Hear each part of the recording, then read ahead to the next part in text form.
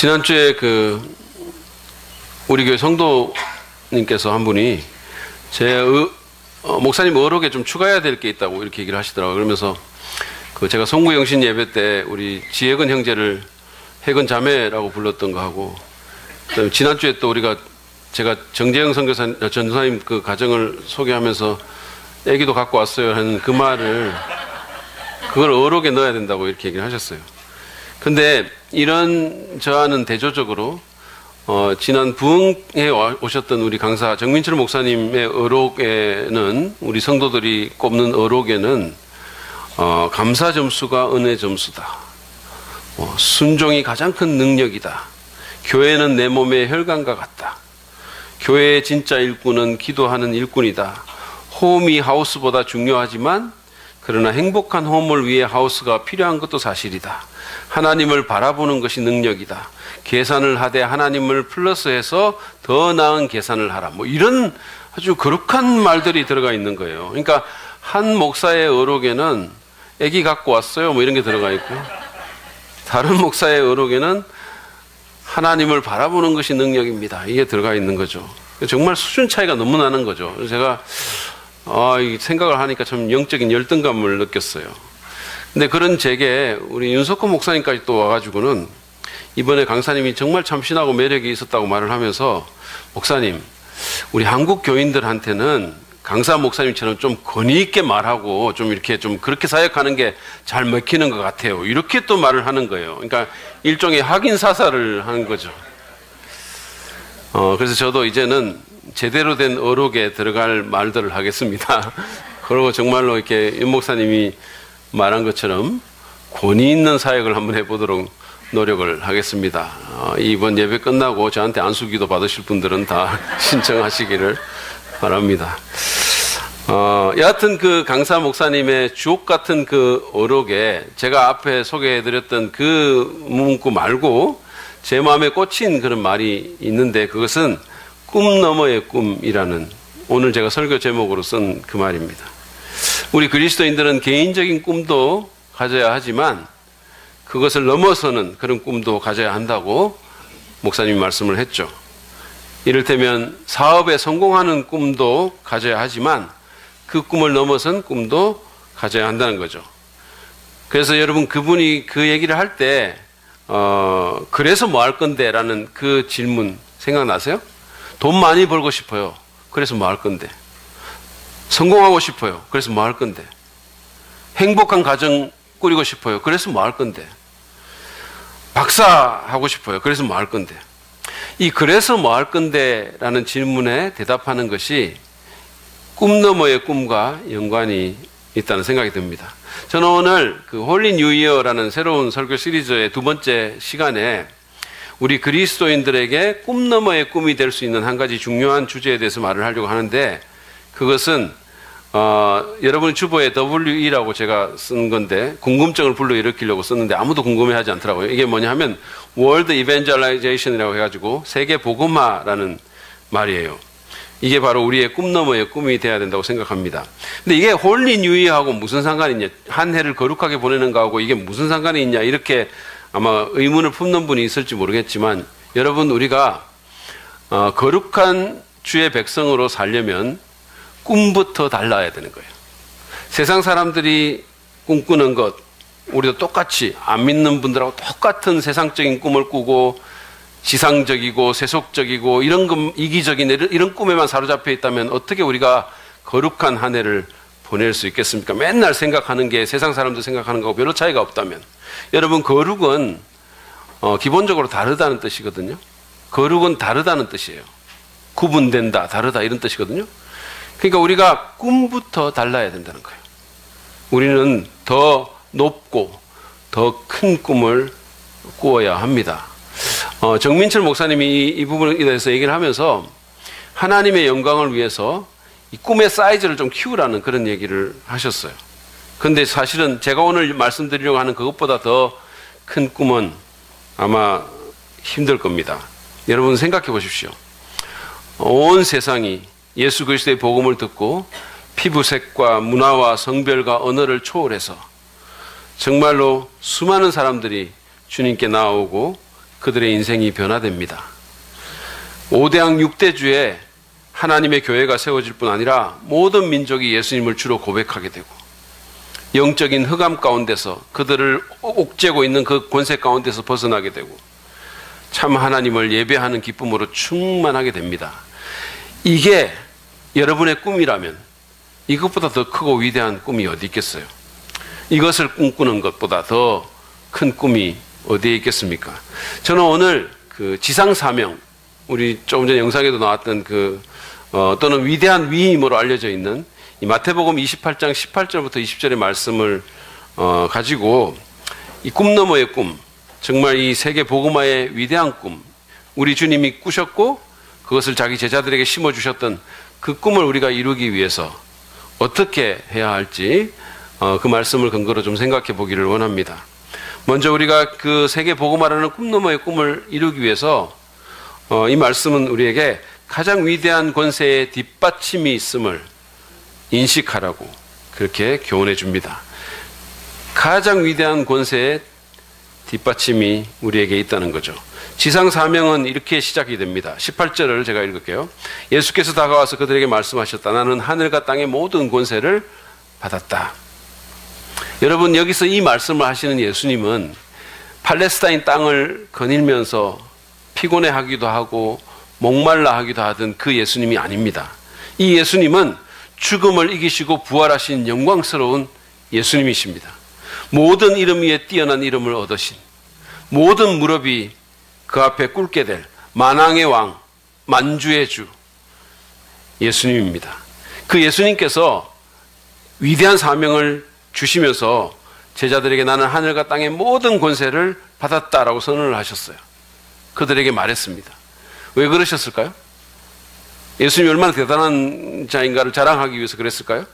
이번에 김정은이가 내 책상 위에는 미국으로 향하는 무슨 핵무기 단추가 항상 놓여 있다라고 막 이렇게 얘기를 하니까 트럼프 대통령이 또 내게는 더 크고 강한 핵 버튼이 있다 뭐 이렇게 응수한 것처럼 얼마나 큰 권세를 갖고 있는지를 가시하려는 것일까요? 아닙니다. 예수님은 이제 세계 복음화의 어떻게 보면 불가능해 보이는 정말 미션 임파서블 그 과업을 수행할 제자들에게 누가 그들의 뒤에 있는지 도대체 어떤 권세가 그들을 뒷받침해주고 있는지를 알려주기 위해서 이 말씀을 하신 겁니다. 그래서 그들이 이 세상의 권세에 위축되지 않고 힘과 용기를 갖게 하기 위해서 이 말씀을 하신 겁니다. 언젠가 빌 클린턴 미국 대통령이 이제 북한에 억류된 여기자 둘을 이렇게 구하러 특사 자격으로 북한에 간 적이 있었습니다. 그래서 사실 굉장히 위험한 여행이었었어요.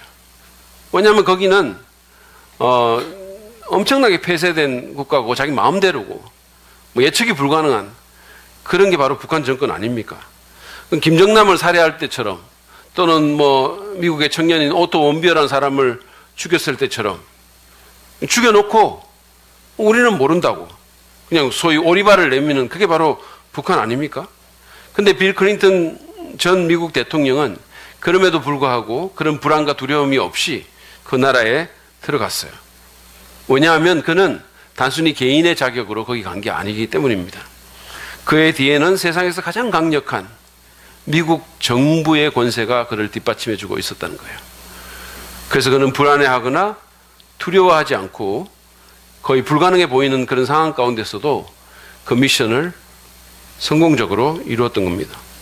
우리가 이 세상에서 그리스도인답게 살고 정말 제대로 된 교회를 세우려고 하고 복음을 전하고 세계 선교에 참여하려고 할 때 정말 꿈 너머의 꿈을 위해서 살려고 할 때 세상의 파워와 세상의 권세는 우리를 주눅들게 하고 우리를 위축시킵니다. 누구든지 그렇게 될 수 있어요.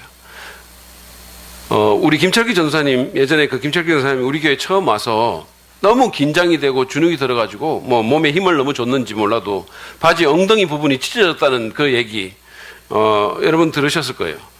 김 전도사님 같은 상남자도 위축될 수 있습니다.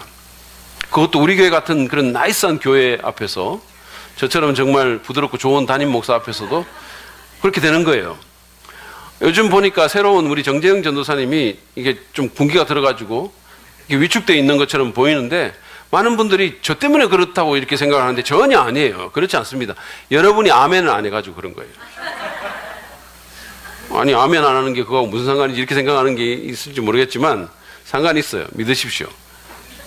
아무도 아멘 안 하죠. 여러분 또 안 하시잖아요. 여하튼 기억하십시오. 여러분, 누구든지 위축될 수 있어요. 이 세상이 우리를 위축시킬 수 있습니다. 왜 그렇게 다른 꿈을 쫓아서 살지? 왜 그런 일에 돈 쓰지? 왜 우리하고 다르지? 특히 우리 한국 사회는 뭔가 자꾸 같은 것으로 우리를 몰아가려는 그런 피어 프레셔가 엄청 큰 나라거든요. 압박이 굉장히 강해요. 왜 똑같은 옷 안 입지? 요즘 애들 롱패딩 안 입으면 거의 살기 힘들다고 하는 것처럼 전부 같아져야 된다고 생각하는 건 너무 자꾸 압박을 하는 거죠, 우리한테. 그래서 위축될 수 있어요. 우리가 이 세상에서 주님의 꿈에 동참하고 위대한 사명을 이룰 때 위축될 수 있습니다. 근데 그럴 때마다 기억하십시오. 우리 뒤에는 하늘과 땅의 모든 권세를 가지신 주님이 계십니다. 지난주에 제가 불광동 교회에서 하는 세계 선교대회에 갔다 왔습니다. 근데 아까 여러분들이 그 영상에서도 보셨던 그 C국에서 사역하는 한 선교사님이 이런 말을 했어요. 그러니까 그 나라는 요즘은 특히 더한데 모든 국가 권력을 동원해서 종교적인 억압을 하는 그런 나라잖아요. 이 국가의 권세가 이렇게 막 하잖아요. 근데 그런 곳에서 주님은 더 큰 권능으로 역사하신다라고 말을 했어요. 사도행전에서 보는 것 같은 정말 초자연적인 일들이 일어난대요. 사람들의 병이 막 낫게 되고 그분이 막 그런 얘기를 하시는데 그분은 성령 운동하는 그런 분이 아니시거든요. 근데 정말로 이 국가 권세가 예수님을 막고 복음을 막으니까 주님은 더 큰 권능으로 일하시는 거예요, 거기서. 지난번에 그 작년도에 글로벌 그 컨퍼런스 세계 선교대회에서도 해교 국가인 제가 기억하기로는 이라크인가 거기서 사역하시는 선교사님이 그 비슷한 말을 했었어요. 그러니까 어떤 해교도가 어느 날 꿈을 꾸는데 그 꿈에 주님이 천사를 보내가지고 이 선교사님을 보여주신 거예요. 이 사람 찾아가라고. 한 번도 서로 아는 적도 없고 본 적도 없어요. 그래서 이분이 그 해교도가 수소문을 해가지고 이 선교사님을 찾아간 거예요. 그러니까 딱 보는 순간 내 꿈에 나왔던 바로 그 사람이다 이렇게 말을 하더래요. 주님이 그래서 그분이 예수를 믿게 된 거예요. 근데 그 선교사님이 뭐라고 얘기를 하냐면 설명할 수 없는 일들이 일어나고 병이 낫고 초자연적인 역사가 막 나타나기 때문에 지금 해교도들이 주님께로 막 돌아오는 게 너무 많아가지고 이거는 신문에 안 나오는 얘기래요. 그러면서 그분이 하는 말이 예배 장소가 부족하다고 얘기를 했어요. 너무 많은 사람들이 주님께 돌아옵니다. 여러분, 그거 아세요? 중국은 지난 수십 년간 모든 국가 권력을 동원해가지고 예수님을 못 믿게 하려고 기독교를 탄압했지만 오늘날 그 나라는 세계에서 기독교인이 제일 많은 나라입니다. 그거 아세요? 공산당 당비를 내는 공산당원보다 기독교인 숫자가 더 많아요. 이 말은 제가 북경 갔을 때 전직 공산당원 지금 기독교인 된 사람이 저한테 얘기를 해줬어요. 지금 수뇌부에도 기독교가 있다는 거예요. 그러니까 지금 시진핑이 이거 막으려고 난리를 치는 겁니다. 여러분, 주님은 하늘과 땅의 모든 권세를 가지고 우리의 사명을 뒷받침해 주십니다. 더 기쁜 소식은 우리가 그 권세를 성령의 충만한 가운데 우리의 것으로 활용할 수 있다는 거예요. 무식하고 별 볼 일 없었던 베드로와 그 제자들이 12제자들이 정말 복음으로 세상을 정복한 것은 그 권세가 그들에게 있었기 때문이에요. 그것을 그들이 성령 충만한 가운데서 활용했기 때문입니다. 우리는 비록 작고 우리는 힘이 없지만 부활하신 주님의 권세를 성령 안에서 활용할 수 있다는 거예요. 우리가 이것을 기대하고 믿어야 돼요. 우리 안에, 우리 뒤에 누가 있는지를 우리가 인식해야 되는 겁니다. 오직 성령이 너에게 임하시면 너희가 권능을 받고 예루살렘과 온 유대와 사마리아 땅끝까지 이르러 내 증인이 되리라라고 말씀하셨는데 실제로 그런 일이 일어나고 있고 앞으로도 일어날 거예요. 가장 큰 권세의 뒷받침이 있음을 인식하시고 성령 충만을 받아서 그 권세를 내 것으로 만듭시다. 그래서 꿈 너머의 꿈을 이루는 저와 여러분 되기를 바랍니다. 오늘 이 말씀은 또한 두 번째로 우리에게 위대한 사명에 우리가 꿈 너머의 꿈을 이루려면 위대한 사명에 실제적으로 헌신해야 함을 또한 가르쳐 줍니다. 실제로 뭔가를 해야 된다는 거예요. 마태복음 28장 19절부터 20절 상반절은 이게 이제 위대한 사명의 본문으로 알려져 있는 구절입니다. 제가 읽어봐 드릴게요. 그러므로 너희는 가서 모든 민족을 제자로 삼아서 아버지와 아들과 성령의 이름으로 침례를 주고 내가 너에게 명령한 모든 것을 그들에게 가르쳐 지키게 하여라. 여기서 가장 중심이 되는 용어는 제자를 삼으라는 것입니다. 이 원어 성경을 보면 이 단어만 동사로 되어 있고 나머지는 분사 형태로 되어 있어요. 따라서 이 지상 사명의 요체는 모든 민족을 제자 삼는 겁니다. 모든 민족, 우리 한국 사람뿐만 아니라 가나 사람이든 파푸아 뉴기니 사람이든 아랍 민족이든 모든 사람을 주님의 제자로, 그 말은 그냥 일주일에 한 번 교회만 왔다 갔다 하는 사람이 아니라 정말로 주님의 말씀을 순종하고 심각하게 주님을 따르는 그런 사람으로 만드는 것이 지상 사명의 요체예요. 그래서 그런 과정 가운데서 침례를 주고, 그 말은 교회의 일원이 되게 하라는 얘기입니다. 교회 가족이 되게 하고 그리고 그를 양육해라 라고 말을 하는 거예요. 그러니까 이 지상 사명에서 건강한 교회를 세우고 건강한 교회에 들어가는 것은 굉장히 중요한 부분이에요. 근데 많은 분들이 이 신앙생활에서 교회의 중요성을 잘 모르는데, 여러분 기억하십시오. 우리 정민철 목사님도 아는 것처럼 교회는 우리 신앙생활에서 혈관과 같은 거예요. 그래서 우리가 정말로 중요하게 생각을 해야 됩니다. 이것이 말하자면 지상 사명인데요. 근데 이 모든 것이 이루어지기 위해서 우리가 해야 될 게 있어요. 그러면 일단 가야 되는 겁니다. 그래서 예수님께서도 이 지상 사명을 말씀하시면서 제일 먼저 그러므로 너희는 가서라고 얘기했어요. 가라고. 간다는 말은 뭔가를 하라는 얘기입니다. 예수님을 믿지 않는 비그리스도인과 접촉해라는 거예요. 관계를 맺으라는 겁니다. 실제로 움직이라는 거예요. 부르심이 있는 자들은 외국으로 나가라는 겁니다. 안 나가는 사람들은 여기서 뭔가 후원을 해라는 거예요. 가만히 있는데 저절로 사람들이 예수 믿고 변화되지 않습니다. 가만히 있는데 무슨 제자가 되는 위대한 사명이 일어나지도 않아요. 저는 사랑받는 교회 담임 목회자로 10년 이상 지금 사역하고 있는데 그동안 단 한 번도 외부인이 스스로 제 사무실에 찾아와서 어떻게 하면 구원을 받고 제자가 될 수 있는지를 제발 좀 가르쳐 주십시오라고 말하는 사람 한 사람도 없었어요. 그 누구도 그렇게 말하는 분은 없었어요. 정말로 그런 일이 벌어지면 얼마나 좋겠어요. 가만히 있는데 사람들이 막 사무실에 찾아와가지고 월요일에도 오고 화요일에도 오고 막 저 예수 믿고 싶습니다. 목사님 좀 가르쳐 주세요. 제발 막 이렇게 하면 얼마나 좋겠습니까? 그러면 목회할 맛이 얼마나 나겠어요. 그런데 그런 일은 없었어요. 짐 심발라 목사님은 그런 일이 있었다고 말을 합니다. 하루는 그가 한여름에 크리스마스 캐롤을 너무 부르고 싶더래요, 교회에서. 그래가지고 큰 소리로 크리스마스 캐롤을 불렀어요. 아마 성령님께서 그렇게 한 것 같아요. 근데 그렇게 부르고 있는데 그 교회 앞을 지나가던 한 알코올 중독자가 그 캐롤을 들었어요, 한여름에. 이 사람은 그거를 환청이라고 생각한 거예요. 그래서 자기가 무서워진 거예요. 아, 내가 술을 너무 마셔가지고 이제는 환청까지 들리는구나. 이제 큰일 났다. 내가 죽겠구나. 막 이런 생각이 드는 거예요.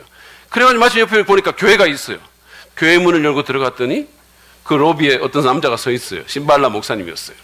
그래서 그분한테 가서 도움을 요청. 자기가 이게 환청이 들린다고. 한여름에 크리스마스 캐롤이 들린다.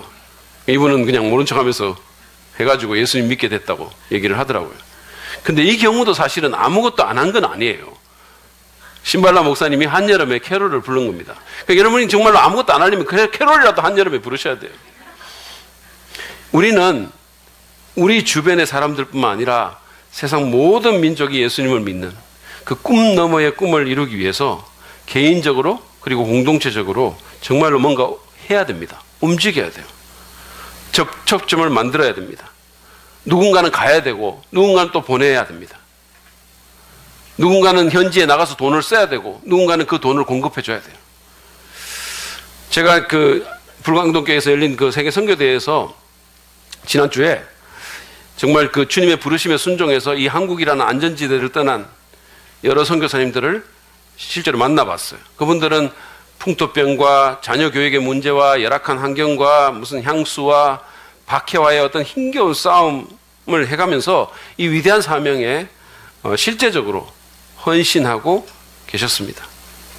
그 전해 작년도에 그 선교사님들을 격려하려고 우리 이제 교단에, 말하자면 교단에 그 선교 총무 되시는 분이 선교지로 이렇게 갔는데요. 그분이 그런 얘기를 하시더라고. 선교사님들이 자기를 만나고는 공항에서부터 펑펑 울더라는 거예요. 그러니까 얼마나 힘들었으면 그런 반응이 나왔을까요? 여러분, 이런 어떤 그 대가를 지불하면서 세계 복음화라는 그 위대한 사명이 지금 이루어지고 있는 겁니다. 사실은 우리가 여기 이렇게 하나님 백성으로 정말 영생의 소망을 가진 하나님 자녀로 이렇게 편안하게 앉아서 주님을 마음껏 예배하는 것도 그냥 아무것도 안 했는데 이루어진 게 아니지 않습니까? 여러분, 양화진 한번 가보세요. 거기 가서 외국인 선교사 묘역을 한번 보세요. 거기서 생명을 들여서 정말 온 가족이, 아이들까지 다 이 조선 땅에 정말 목숨을 바쳤기 때문에, 그 위대한 사명에 헌신했기 때문에 지금 여기 우리가 있는 거 아닙니까? 제가 거기 가서 그런 선교사님들을 만났고, 그뿐만 아니라 그분들만이 아니라 그분들을 내보낸 사람들도 만났어요. 바로 불광동교회 성도님들입니다. 이 불광동교회는요, 작년 한 해에 연 4억이 넘는 돈을 선교비로 지출을 했어요. 그래서 이 선교사님들이 각 나라에서 복음사역을 할 수 있도록 그렇게 도운 거예요. 그리고 그 선교사님들을 위해서 열심히 기도했던 겁니다. 선교사뿐만 아니라 자기들이 내보낸 목회자들을 위해서도 열심히 기도한 것 같아요. 제가 거기서 한 모친님을 만났는데 성함도 모르고 얼굴도 겨우 기억에 이렇게 남아있는 그런 분이에요. 근데 그분이 저를 보더니 너무 반가워하면서 제 손을 이렇게 잡으면서, 아이고 이재기 목사님, 제가 매일 아침마다 기도하는 이 목사님, 이러더라고요. 제가 그 말을 들으면서 가슴이 뭉클해졌어요. 내가 그 교회를 떠난 지가 지금 11년인데 매일 아침마다 저를 위해서 기도를 한다니, 제가 이런 분들 때문에 이나마도 내가 사역을 하고 있구나라는 생각이 들었었어요.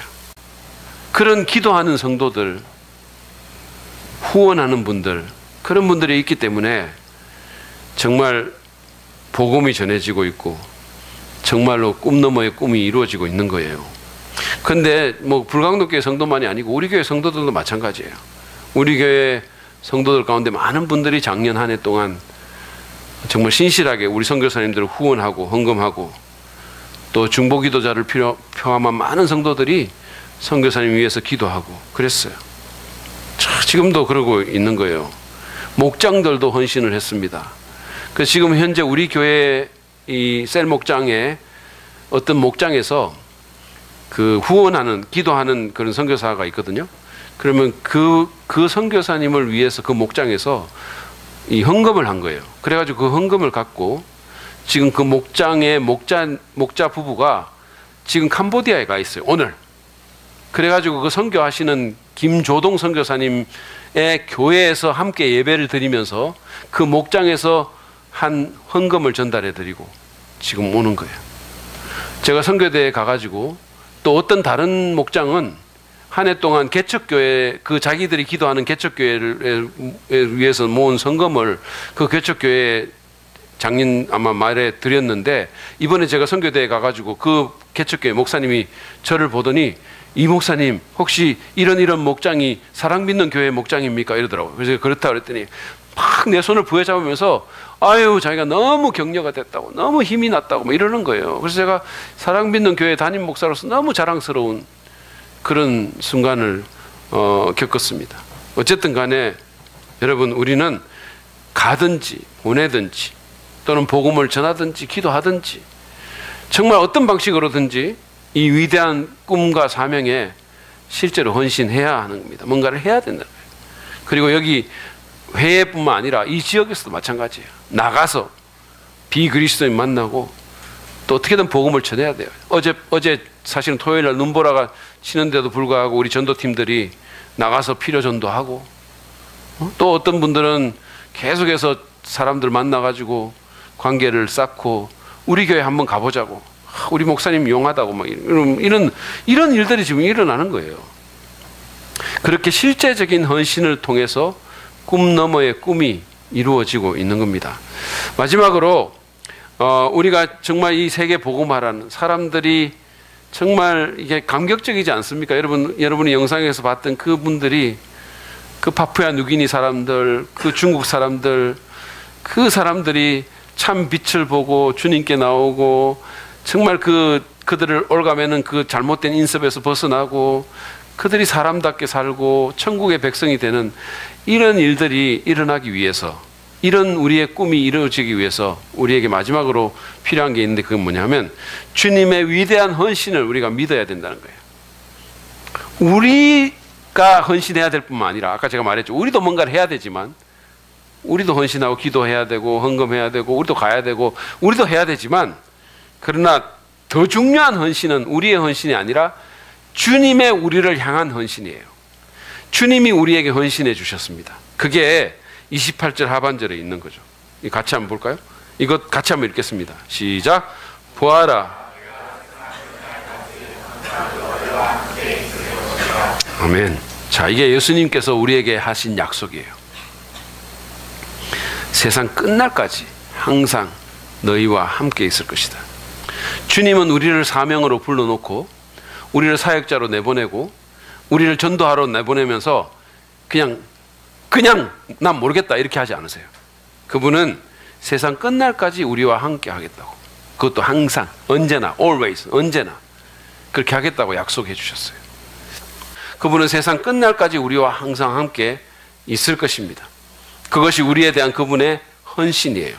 사실은 우리가 그분에게 하는 헌신보다는 그분이 우리에게 하는 헌신이 훨씬 더 깊고 강합니다. 제가 어제 이제 그 점심 때 우리 교역자들이 이제 김밥으로 식사를 했는데, 윤 목사님 아들 효영이가 거기 교회에 있어가지고 같이 이렇게 불러가지고 점심을 먹었어요. 근데 그 아이는 지금 자기 부모를 졸라가지고 뱀을 사가지고 애완용으로 키우고 있어요. 그 집의 냉장고에는 그 뱀의 먹이가 되는 쥐가 들어 있습니다.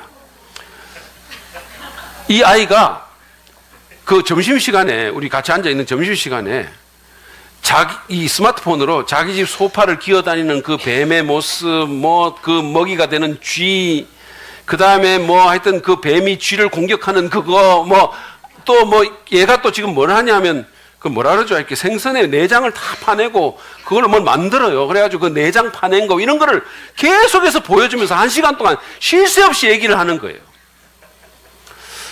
저는 그걸 보고 들으면서 효영이가 내 아들이 아닌 것에 대해서 하나님께 정말 감사하는 동시에 그 부모님들의 관대함에 경의를 표하지 않을 수가 없었어요. 어떻게 그럴 수가 있습니까? 그 뱀을 애완용으로 하게 해주는 그 자녀의 좋아하는 걸, 그 간대함에 정말 제가 감탄을 금할 수가 없었어요. 그럼에도 불구하고 그 아이는 자기 부모가 이런 문제에 있어서 허용은 해주지만 지원은 하지 않는다면서 불평을 하는 거예요. 제가 그 망령된 말을 듣는 순간 이 얘기를 설교에서 해야 되겠다는 결심을 굳혔어요. 아니, 여러분 생각해 보세요. 쥐를 먹는 뱀을 집에 애완용으로 사준 그 부모에게 허용은 해주지만 지원은 안 해준다, 이런 망령된 말이 어디 있습니까? 아니, 우리 집 같으면 뱀과 함께 쫓겨납니다. 그냥 나가는 거예요. 그냥. 어쨌든 여러분, 우리 주님은, 예수님은 효영이가 말한 그 부모님과는 달리 세계 복음화를 위한 우리의 꿈을 허용해 줄 뿐만 아니라 지원해 주기까지 하십니다. 주님은 우리와 함께 하시고 우리를 도우시는 분이십니다. 우리의 모든 필요를 채우십니다. 제가 미국에서 물리학 과정을 할 때 제가 이제 그 RA를 했거든요. 그러니까 연구 조교를 한 거예요. 당시 교수님의 연구를 도와주는 일을 했는데 실제로 실험은 조교들이 다 했어요. 교수님 우리를 실험실에 내보내 놓고 물론 그분이 육체적으로 늘 같이 하진 않았지만, 그러나 우리를 그냥 내버려 두지는 않았어요.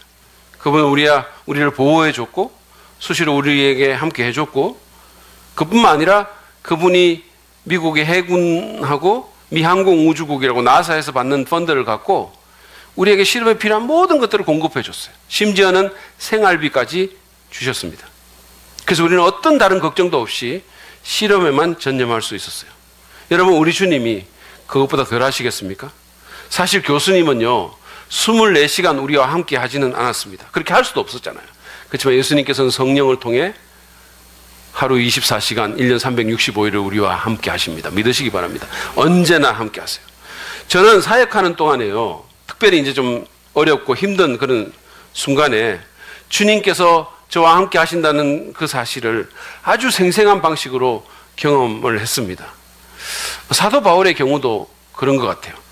사도 바울이 고린도에 갔을 때 열매도 많았지만 반대와 박해도 만만치 않았습니다.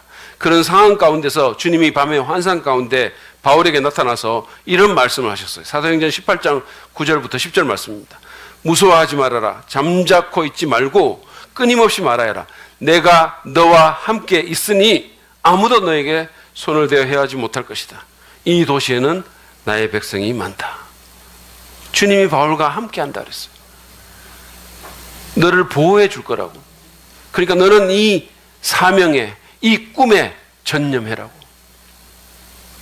바울에게만 그랬겠습니까? 수많은 선교사들과 사명에 헌신한 성도들이 주님과 함께 하심을 경험해 왔고 지금도 그러고 있는 거예요. 우리 모두는 주님의 함께 하심을 원합니다. 하늘과 땅의 모든 권세를 가지신 분이 나하고 함께 하는 것보다 더 큰 복이 어디 있겠어요? 반대로 그런 분이 나를 떠나는 것, 나와 함께 하지 않는 것보다 더 비참한 것이 어디 있겠습니까? 주님이 함께 하지 않는 성도, 주님이 함께 하지 않는 교회만큼 비참한 교회가 어디 있습니까? 껍데기뿐인, 허울뿐인. 여러분은 주님이 여러분과 함께 하기를 원하십니까? 그러면 하나님의 영광을 위한 이 꿈 너머의 꿈에 헌신하시기 바랍니다. 주님은 우리가 그 사명에 헌신하는 동안 어떤 상황에서든 우리와 함께 하실 거예요. 이것은 개인적으로든 공동체적으로든 마찬가지입니다. 그 선교대회를 다녀오면서 윤 목사님이 제게 이런 말을 했어요. 하나님께서 불광동 교회를 그토록 오랫동안 축복하시고 사용하신 것은 다 이유가 있네요. 이렇게 얘기를 했어요. 그렇습니다. 하나님의 꿈을 위해서 정말로 많은 선교사들을 내보냈을 뿐만 아니라 여러분 1년 재정에 교회 재정의 25% 30%를 선교비로 쓰는데 어떻게 그 교회를 하나님이 함께하지 않겠으며 축복하지 않겠습니까? 여러분 우리가 사람들에게 복음을 전하고 교회다운 교회를 세우고 선교사를 내보내고 그들을 후원하고 기도하는 일을 계속해서 한다면 우리는 주님의 함께하심을 확신할 수 있을 것입니다.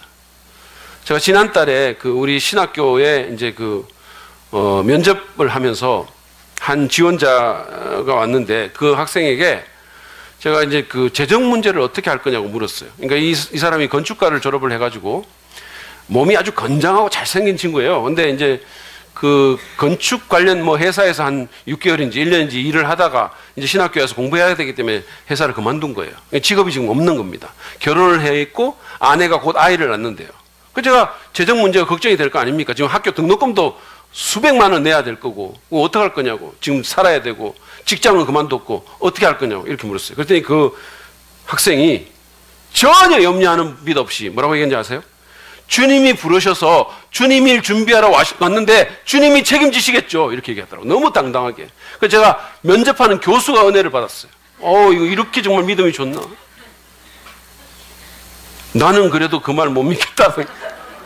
너무 이게 그런 거예요. 그래서 제가 도전을 너무 많이 받았어요. 여러분 히브리서 13장 5절 6절은 이렇게 말씀합니다. 돈을 사랑함이 없이 살아야 하고 지금 가지고 있는 것으로 만족해야 합니다.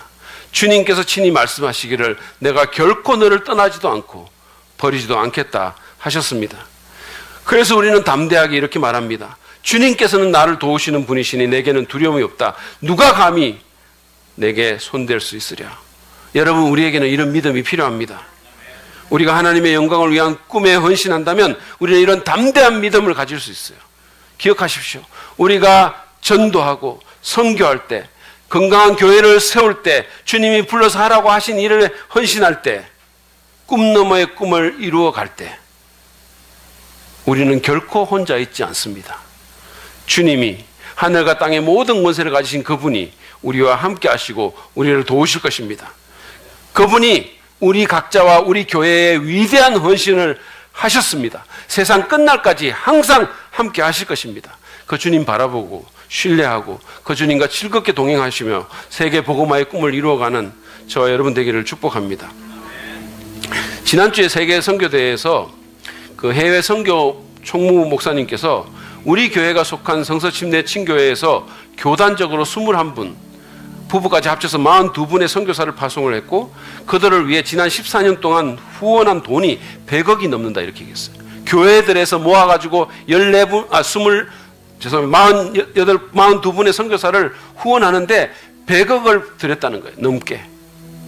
우리가 선교사를 처음으로 내보낸 34년을 합산하면 200억을 넘을 것이라고 얘기를 했어요. 이것은요, 우리 같은 작은 교단에서 엄청난 희생이고 헌신입니다. 사실 우리는요, 교단 본부 건물 하나 없어요. 재단법인 사무실을 그냥 개교회에서 얻어서 쓰고 있어요. 그게 답니다. 그런 희생의 결과로 현재 매주일 아프리카에서, 남미에서, 세계 각국에서 교회가 세워졌고 4,000명 이상 되는 사람들이 우리와 함께 예배를 드리고 있다고 그 목사님이 그렇게 얘기를 했어요. 우리 교회는 원래 이미 제가 말씀드린 것처럼 14곳의 개척교회와 24명의 선교사와 18개의 기관을 후원을 하려고 합니다. 저는 우리 교회 어린아이부터 장년까지 모든 분들이 이 일에 좀 참여했으면 좋겠어요. 정말 한 달에 5,000원, 10,000원, 그거 그냥 커피 한두 잔 먹으면 없어지는 건데, 우리가 주님의 이 위대한 꿈을 위해서 드리면 하나님께서 이것을 오병이어로 받으시고 사용하셔서 영혼들을 구원하시고 세계 복음화의 일을 이루실 것입니다. 누군가의 영원한 운명을 바꾸는데 그것을 사용하실 거예요. 피자 한두 판의 돈을 주님이 쓰실 거라는 거예요. 여러분이 여러분의 자녀에게 이런 헌신을 가르치는 것은 그들의 재정적인 삶에 하나님을 파트너로 초청하는 것이고, 그들의 삶을 가치 있고 의미 있게 만들도록 돕는 가장 확실한 길이에요. 원래 우리의 작은 헌신을 통해서 하나님께서 각 지역과 세계 각국에서 어떤 위대한 일을 하실지 우리는 모릅니다. 분명한 것은 원래도 누군가가 예수님을 믿고 구원을 받게 될 것이라는 거예요. 원래도 어딘가에서 교회가 세워질 것이라는 겁니다. 원래도 이 생은 물론이거니와 영원한 운명이 바뀌는 사람들이 우리의 작은 헌신을 통해서 있게 될 것이라는 거예요. 여러분, 우리가 후원하는 라오스의 항호선 선교사님이, 그분은 일주일에도 몇 번씩 저한테 카톡으로 보고를 하는데 지난 연말에 결산 보고를 해왔어요. 뭐라고 얘기를 하냐면, 작년 한 해 항호선 선교사님 한 분이 라오스의 3,251명에게 복음을 전해서 2,187명이 결신했다는 거예요. 여러분 생각해 보십시오. 2,000명이 넘는 라오스 사람이 참 빛을 봤습니다. 천국의 시민권자가 됐어요. 이런 일들이 원래도 계속해서 일어날 것입니다. 비록 원래 우리가 건축을 하지만, 그리고 그 건축에 많은 돈이 들겠지만, 그러나 그것 때문에 우리 선교 사역이 위축받지 않았으면 좋겠어요. 소위 돌려막기 하는 식으로 선교 헌금 줄여서 건축 헌금에 더 이런 일들이 없었으면 좋겠어요. 그거는 그거대로 하고 이거는 이거대로 했으면 좋겠어요. 우리가 하나님의 영광을 위해서 세계 복음화의 이 아름다운 꿈에 헌신하면 하늘과 땅의 모든 권세를 가지신 분이 여러분과 함께 하시고 여러분을 도와주실 것입니다. 여러분에게 복 주실 거예요. 우리의 필요는 필요대로 채우시고 꿈 너머의 꿈은 그대로 또 이루어지도록, 교회는 교회대로 세워지도록 주님께서 인도하실 것입니다. 우리가 이 꿈을 꾸고 정말 이 일에 적극적으로 참여하면, 제가 아까 언급했던 선교 총무님의 표현처럼 우리는 여기 우리끼리만 예배드리는 것이 아니라 전 세계 각국에서 수천 명과 함께 예배드리는 결과가 있게 될 것입니다. 이것보다 더 보람찬 일이 어디 있겠습니까? 여러분이 천국에 가면 누군가가 여러분의 손을 잡고 영원토록 감사하게 될 거예요. 위대한 꿈, 이 꿈 너머의 꿈을 이루기를 원하십니까? 가장 위대한 권세의 뒷받침이 있음을 여러분 인식하시고 가장 위대한 사명에 실제적으로 헌신하시며 주님의 우리를 향한 가장 위대한 헌신을 분명히 믿으시기 바랍니다. 그럼으로써 모든 종족과 백성과 언어와 민족 가운데서 수많은 사람들이 하나님께 나오는 세계 복음화의 아름다운 꿈, 그야말로 꿈 너머의 꿈을 이루어가는 저와 여러분 되시기를 간절히 축복합니다.